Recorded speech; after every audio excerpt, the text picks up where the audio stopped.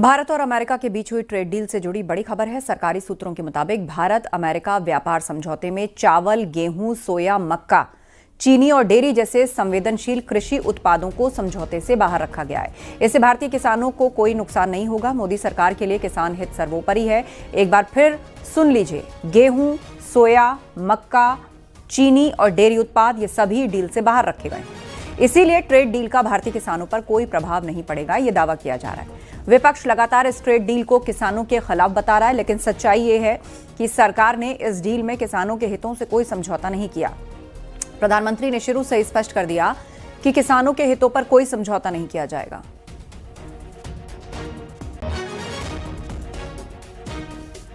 हमारा पहला tranche bilateral trade agreement का लगभग तैयार हो गया है।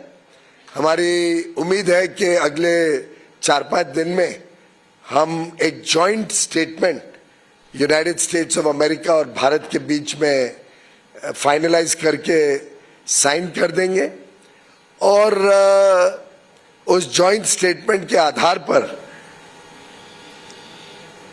शुरुआत हो जाएगी हमारे दोनों के बीच में इस समझौते की पहली कड़ी।